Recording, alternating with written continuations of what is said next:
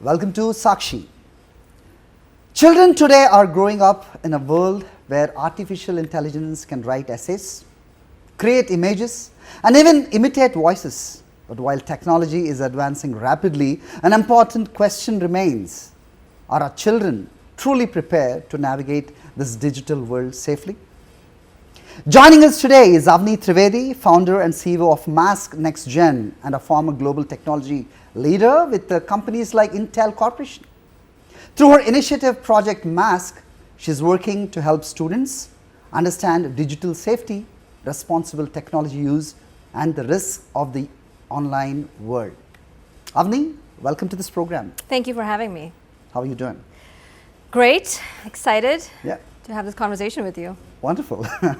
Before we talk about Gamified EduTech initiative, I want your comment. Give us a sense. Children today are surrounded by devices, social media, artificial intelligence. But are we preparing them enough to face this world, or or getting them into the real technology world? Right. Or are we just throwing them exposed to this the risks and the digital villain that you mentioned in your note? I read that. So give us a sense, where exactly they are. Right. I think the intentions are there to prepare them for this world, but think about it. We are not cloud native or cyber native, right? There's a huge generational gap between the kids who are born after the 2000s and their parents. And so no matter how much we prepare them, their world is just different than how we grew up. I would say there's two reasons, right? One is device proliferation, so phones, tablets, the whole accelerated device proliferation and the pandemic just drove this into the hands of the kids so much more accelerated than we had it, that I think it's almost like the blind leading the other blind to the future, right? So we have intentions, but I think we're not preparing them in the way they should be. They have to swim in their deep waters, and they're just different. Okay. So are we making them well equipped to swim in that world? Yes, and that's exactly the analogy you use. Are we teaching our kids to swim?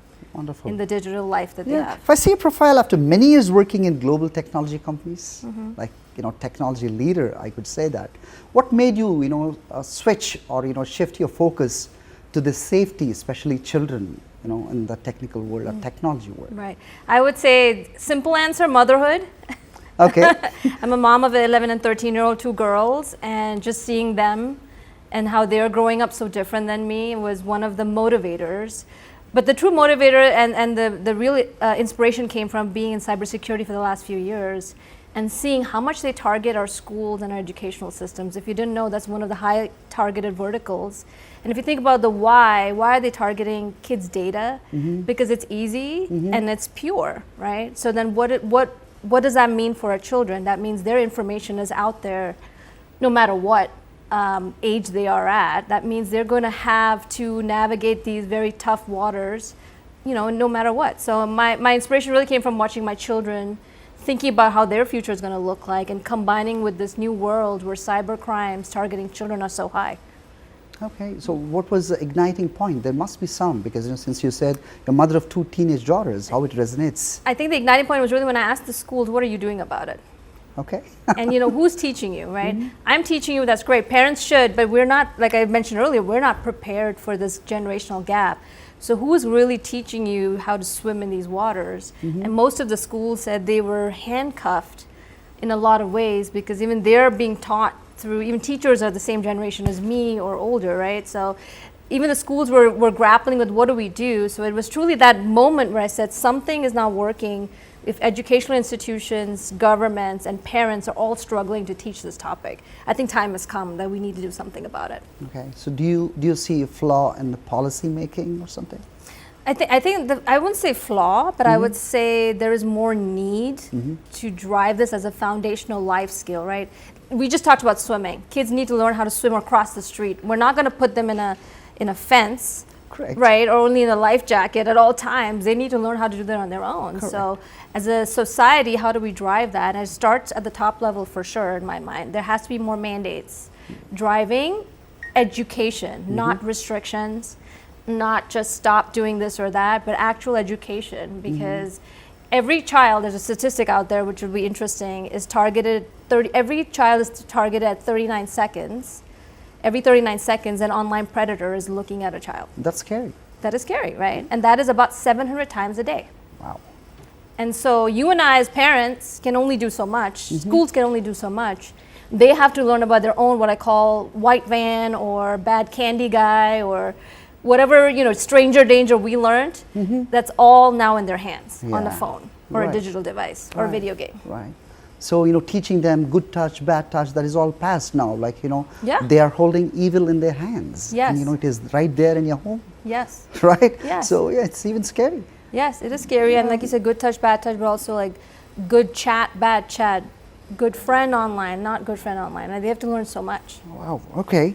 Now, from your experience, Avani, in the global tech industry, do you believe digital safety and this AI awareness should become a core subject in schools like, mathematics or science, or for that matter, STEM courses? Like, Yes, they talk absolutely. About? And I just mentioned, like, teaching kids how to swim across the street. We have to start teaching them these social emotional learning skills, which are now no longer me talking to my friend in person. It's me chatting with my friend online, right? My digital life and my personal life are all merging. And how do I separate that? And how do I ensure that I understand how I'm showing up digitally online is the same ethics and values that I have in person? Wow. And that's a foundational skill, for all kids. I just give you statistics, right? Like 46% of kids, go through some kind of mental breakdown due to their social media presence, video games, targeting, right? I mean, those are high numbers. And almost 60% actually before the age of 13 have already experienced something that's bad. So it's already here. I would say we're almost trying to play catch up. Okay. In some ways as well, because the tools are already in their hands. All right. And many parents, like, from whatever you were saying, like, they think that blocking some sites, the websites and, having a lock or something like that, is enough, like, for their, children safety online. But, this, whatever you are coming up with, the mask, that mobile awareness and, safety kit, right? So I'll also mention that Gamified EduTech initiative. Right. Like, how makes it different from conventional, cyber security, what we talk about in information technology? Right. The language. I think the Pandora's box is open, right? Kids just know. We've elevated everybody to an homogenous technological advanced society, right? They all have social media, they can all see the world, they already know. It's almost like you open the Pandora's box and you're shutting it down now. Just to give you an example, I'll give you a personal example actually with my daughter, a 13-year-old.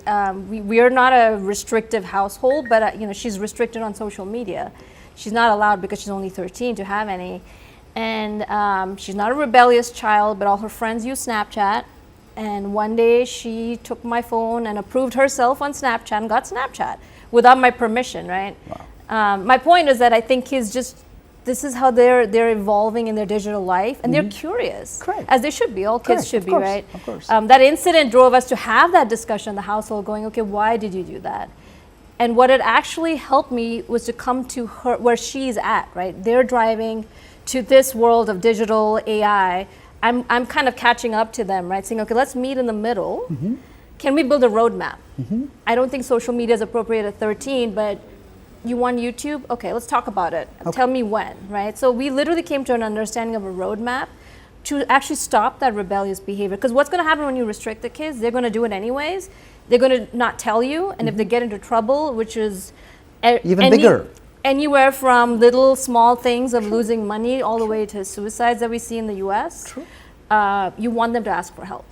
And if we restrict them and just put blinders on, we're not going to be help. We're not going to help them. Right. So Yeah. that's As the a matter of problem. fact, like, you cannot really restrict them, like, Nope. that using them. No, even in Australia, we're seeing a lot of kids going underground to apps that you cannot track anymore. Wow. And you don't want that. You don't want that. Right. That brings us to your initiative now. What exactly a Project Mask? And how does it help students understand the risks and responsibilities of a digital world? Absolutely. So Mask is empowering the AI-ready generation with gamified learning, and we do this by really meeting the kids where they're at, right? Which is, where they're at as far as knowledge goes, thinking about each level of their life. So an 8-year-old is more in video games and very basics, but a 18-year-old has a lot more exposure to image-based abuse, AI deepfakes, right? So we're keeping in mind almost each age group and where they're at in their digital life, and meeting them in a gamified way helps them absorb the learning content easier, right? So think about Marvel meets Duolingo. It's basically that, right? So we have the characters, the heroes, the digital concepts are really difficult to understand, like phishing or trolling. So we have Captain Fishhook that can teach the kids easily. So even in their adult life, they will always remember. Right. Oh, remember, he's always after my passwords because that's his treasure.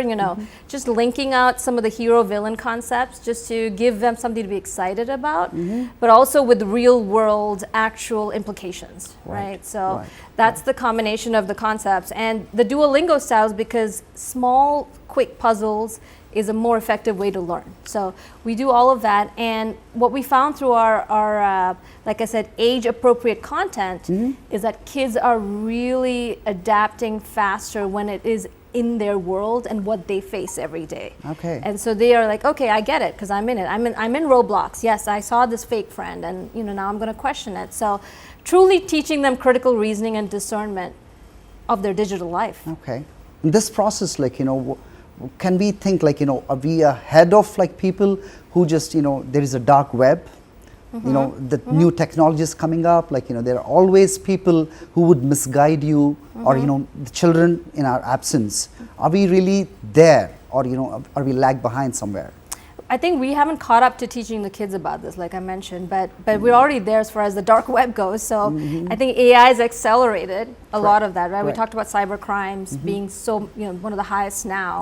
Almost all the crimes kind of have cyber elements to it, and then AI has also accelerated a lot of that, right? So the technology outpaces anything that we can keep up on guardrails. Right. And you and I can barely have guardrails. Like the kids are even further out, right? So I think my real mission is that getting this AI-ready generation thinking about their own guardrails and really training them early is the true key to their success as they get into adulthood. Okay, I learned about this interesting cyber guardian, Myra Anna.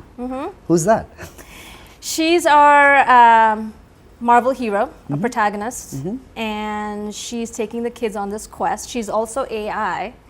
And so in a lot of the missions, she will also say, well, I'm AI too, and I can also make mistakes. Okay. But I'm your cyber guardian, and I'm here for good, right? So, I mean, there's something to be said about good and bad, and those basics truly driving our thinking, So the protagonist, Myra, and actually my girls came up with that. Oh, yeah? Okay. Yeah, so we did the creative process together.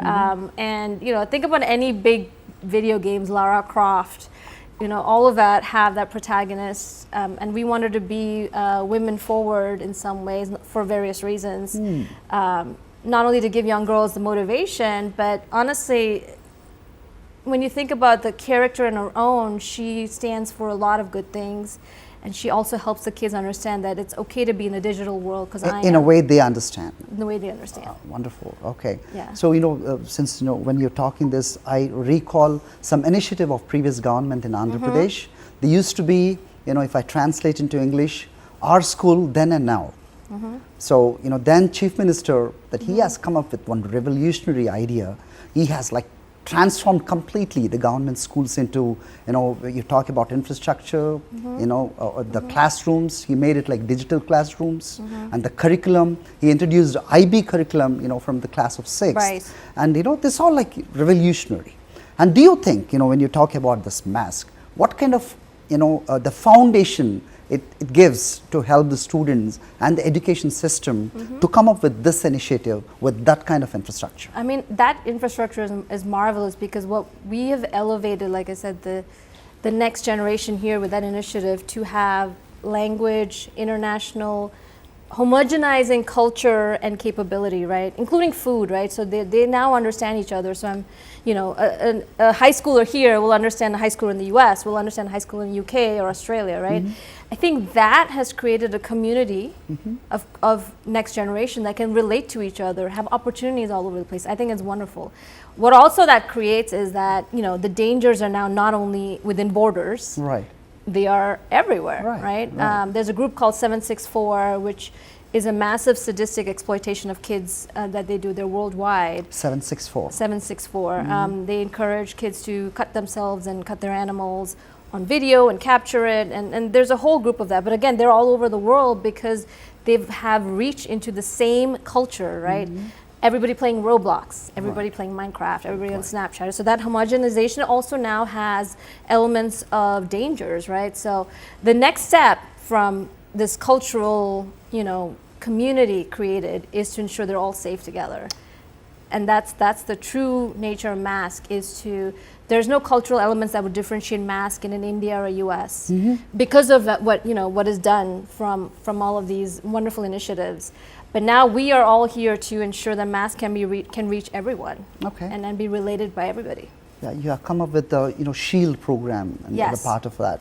Can you explain us what is SHIELD? So one of the big things that we noticed when we started this whole thing was that there is no standard. Really, there's lots of standards, but there's no standard. If you know what I mean, it's very fragmented. So India might have its own, US has its own for sure. There's, Australia has its own. The threat is the same globally. Yes, the threat is the same, but each has its own standards. So it's very fragmented. Nobody knows which one's the right one. We have National Center of Missing Exploited Children. They are managing human trafficking and how bad it is now with online capabilities. So we realized we need to figure out a way to create a standard that looks at all of these standards and gives schools and parents one almost framework that they can say, I trust SHIELD because SHIELD knows all of these standards. It matches all of them. And it stands for safety, habits, integrity, empathy, literacy or learning, and defense. And safety we already talked about, but habits is addiction, balance. The online safety goes beyond just, hey, did I identify the wrong and the right. It's also like, am I playing too much? Am I, on screen too much, right? So kids have to innately understand this habits. Integrity is about, how do I show up in my real life, the values? Do I also show up online? Just because I'm nice to you in your face and then online I'll throw a bad comment, that's not okay, right? And then empathy is because, there's a lot of cyberbullying, trolling, piling on. Can I actually be the compassionate person online and really also look out for other people, what we call upstanders, right? Learning literacy is about just constantly adapting because AI is going to keep changing their world, right? Newer tools. I have to be on top of all of these, but I need to keep learning and adapting. And defense, I think, is the community element of it, which is we're all in it together, which means that if I want to ask for help, I'm not alone. Yeah, wonderful. Now, since you're here, you're a tech person. We're talking about deep technology and the big companies. Of course, the AI now it has come to our classrooms, right? So, do you think I just want you to give us a sense that this AI, are we forgetting the nuances of actual learning and the critical thinking? Are we still there, or can it be enhanced with this AI, or is in a wrong practice at some point of time? What is, So I think AI readiness and AI literacy is different than AI codependence, and we need to avoid being codependent on AI. I think if we all understand that AI is great for, be curious about it, right? What it can do.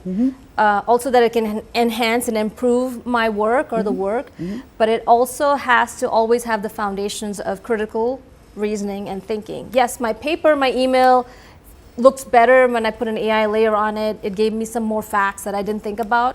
However, I need to go back and check. So what I would say for all kids, it's called trust but verify. Right. I don't want to drive fear of AI. We should not be fearful. It's here. It's got wonderful things it can do. Let's prepare the next generation. Say, I'm here to adapt and evolve, but I'm also here to question. what I'm learning, right? Right. So that's the part I think we're really driving from AI literacy For standpoint. that, like, the learning need to be really meticulous. Yeah. Like you said that, with this AI and the technology what is available today, you don't need to come to the studio. You could sit somewhere and, we can just, make it appears like you're still here. Yes. And I don't really have to work hard to make this questionnaire and, be here. Right. So that just, give the series of question if I put the Q in there. Yeah. But the question is like, can we enhance the learning point? Right. That with this AI and what the mask that what you're coming up with, Yes. how it balances or how it helps hand in hand. Yeah, but I think it's if you tell them the pitfalls of AI, Uh-huh. then they can learn how to look for it, right? So a 5th grader says, okay, I know this photograph is not me, right? But can I teach you through masks to identify why and how it's not you? And a 6th grader who uses an AI companion to ask a girl out on a date or whatever in their life they're doing, can we teach them to say, okay, yes, it will reply X, but are you sure you want to trust it, right? So those are the things, the vulnerabilities of AI is what we're educating them to actually think about the pitfalls, not stop using it, Right. but what should I look for, right? And truly at the end of the day, if you think about it, we are enhancing their gut instincts in all of this, their intuition, right? Correct. Because I'm in this world, what I look at is not always true. How do I identify a fake from a real thing? Right. Now I'm going to come with like very interesting question. Yeah. Women and the digital safety, right? And the global conversation around AI, we often hear about big tech companies, deep tech companies, right? And new technologies. But the work of building digital safety frameworks for children often receives less attention comparatively. What is your take on it? I think AI has become a very noisy ground right now of who's going to win the race to mass adoption, right? So we're in step 1 without guardrails. And the guardrail conversation is coming up. So if, in fact, in the US or even Australia or any other, we're seeing this come from a more government side of the house, right? Legislation is driving, saying, okay, you as a company or a technology are without guardrails, yes, let's go for the mass adoption. But as a government, is this truly beneficial for the long-term community societal impact, right? So we're seeing a lot more in the government side of the house. 18 states in the US have mandates that they have to teach digital citizenship or some kind of media literacy. It's called media literacy, but it's basically fake news and all of that at the school level. But I definitely think that there's a lot more to be done. And we're first to this because I really think AI adoption is going to just exponentially grow. And we're going to have a lot more problems, right? Because 1 in 3 kids already use AI companions as either a friend or a love interest, right? We're talking about AI psychosis on mass scale. And one of the goals we have is, as a first mover, is bringing other people along, right? And getting more and more awareness out there. I don't think the parents are unaware. I think there's a lot more parental conversations, but we want to enhance it more and more and more, bringing schools along and the government. I really do think those 3 pillars are the starting point. Make them part of it. And the 4th pillar you're forgetting about media, like, what is, absolutely. What is like, they doing. You see that, we are doing our part. Right. How do you see globally? I think media will follow where the conversations are going to get more heightened, right? So we see pockets of it, especially with suicides and kids' suicides and stuff like that. I think now we're bringing media to the proactive nature of it, like you, right? Yeah. Yes, we can be reactive with the K-pop, unfortunate example that happened, but how do we become reactive and empowering in the conversation? And I think that's a shift we're all making. Continuation to my, previous question, what do you think initiatives led by women, especially in areas like digital safety and education, do not always receive the same visibility, like, we get that in, some other cases. Do you feel so or do you differ? I do feel so. The statistic out there, which is only 2% of women-led startups are funded, right? That alone should tell you a lot. We have, as a woman and seeing, we're still fighting equal pay, we're still fighting all of that everywhere in the world, right? It's still, we've not reached our point of equality yet. But your profile tells me some other story. I mean, I've been very fortunate. I have amazing mentors, amazing sponsors, both sides of that, like, mostly men actually, who believed in us. And I mentor a lot of young women. I say, I think we need to evolve from, oh, it's not happening to me, it's like a victim mindset, to, no, I have everything that it takes, and now I'm taking over the world mindset. Wonderful. Yeah. Okay. So given a choice, if you have to give a piece of advice, like to a girl child or, you know, parents, whoever watching this program tonight, what would you like to, you know, tell them to adapt, if not immediately, today? Right. Three things I would say. One, definitely, like I said, trust but verify, right? Bring that intuition in real life. Like, as women, for sure, we're taught from day one, always be hypervigilant, right? We're hypervigilant. So bring that hypervigilance actually to your online profiles now, right? So almost developing that gut feeling of, you know, what I see. And at the third grade level, we call it my feeling. But it's very important to trust that and building that intuition. I think that's step one. You know, not everything you see online is true, but not everything is fake either. So Correct. take a minute to understand how you're going to discern, That's right? a very fine line, I guess. Yeah, and two, I would say the biggest thing we see is asking for help. Bring your parents, the adults in the conversation along with you. In fact, we have a lot of parental resources on our tool for that reason, because many of the issues that occur because they are afraid to ask for help. Whether from their community, their friends. So we do actually train them to ask for help. You're not alone. You're not the only one that had a deep fake AI nude. There's lots of other people are going through this, you know, and that's part of the tool too, is that community feeling that I'm not alone. I can make a mistake, it's fine. Ask for help. Wonderful. Yeah. So do you think, like, you know, the initiatives like this, will they cater same to the rural India, you know, or rural places? As of the kids, like, you know, what they get in private schools in urban areas. Right. So what needs to be done? I think socioeconomically, we want to make it as equalizing as possible, absolutely, because everybody has a phone. And we're agnostic to what device they use, right? Everybody has a phone, everybody has access of some kind to some digital life.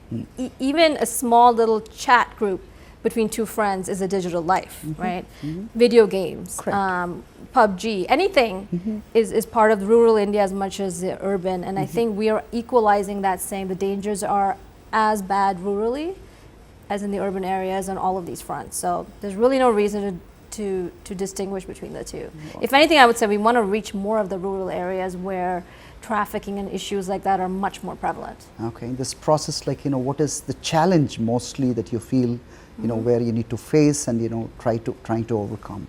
I think the biggest challenge is, which is, if you talk to parents, they'll say, oh, I don't know if it's my responsibility. And if you talk to schools, they're like, well, it kind of is, but we don't know how to. We're trying to bring them all. We call that a bridging mechanism, right? Because schools are still our educational temples everywhere, you know, no matter what. As a parent, you know, I still look at my school saying, I'm hoping you impart knowledge and wisdom, even in life skills, and I enhance it.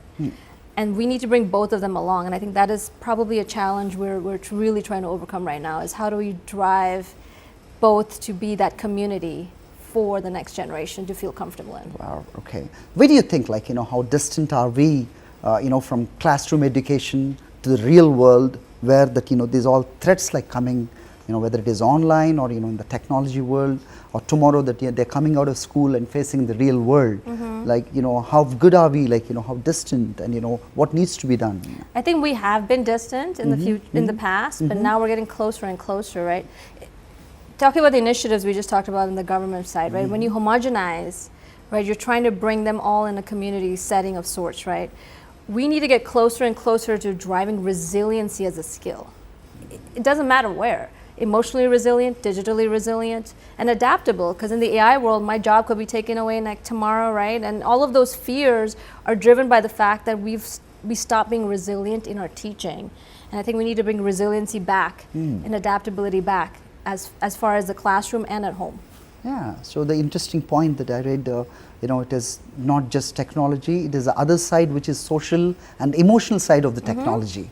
Right. Which sounds really interesting. Right, and social emotional learning actually in the US is a big topic because, like, to your point, right, the mental health issues proliferate academics, school environments, communities, and at home. Right. And so social emotional learning has to be part of everyday life. And parents are, you know, I'm speaking for myself, but I know a lot of parents would say, you know, I'm doing my best, but is it good enough? You know, and UAE, I think they drove parents to be you know, they've actually mandated parents have to teach. in their household, right? Which is great, but what am I teaching? Do I know enough? Do I know all these dangers, right? So that's why I said the school and parents have to do this hand in hand, and really truly bring the mental health up for everybody, right? So that we can really be a empowered, healthy society. Yeah, so in that lines, like, what do we have to do? Countries like India, the literacy rate, still like, catching up. Right. So where parents need to teach, then, there's a question mark. Right. Yeah. That's why I said I think governments and legislatures are a big part of it. We're working with the Telangana Minority Affairs government. We did testing with almost 250 students in 3 different organizations, private and public. Wonderful. I would say the kids are very smart everywhere. Like that homogenous They nature are smart. of their capabilities, Correct. doesn't matter what background they come from, is pretty inspiring. Oh, nice. So to just use that as a starting point and say, okay, we need to, if we need to just equip schools, that's what we're doing. We're truly equipping schools, and then bringing parents along through the schools, because we really feel, like I said, they're an educational temple still, and that is going to be the starting point, along with the government, to go, let's go do this together. Wish you had come, like, in a previous government in Andhra Pradesh, like, you would have really get an encouragement that what it requires. Yep. Yeah. So on the eve of like World Women's Day, what is the message that you want to give to our viewers? I would say first to all the women out there, don't be afraid. We are all about impact. As women, we persevere, and just don't be afraid. Just don't drive fear, and let's go adapt together and be resilient together for everybody else. Anybody can become Avani. Absolutely. I hope even better. Right. So technology will continue to evolve, and artificial intelligence will become an even bigger part of our daily lives. But preparing the next generation is not only about giving students access to devices or the internet. It is about teaching them how to think critically, stay safe online, and use technology responsibly. Initiatives like Project Mask remind us that digital education must also include digital awareness, because the students who learn these lessons today will shape the digital world of tomorrow. In fact, a better world tomorrow. Thanks for joining with us. Thanks so much. Great to be here.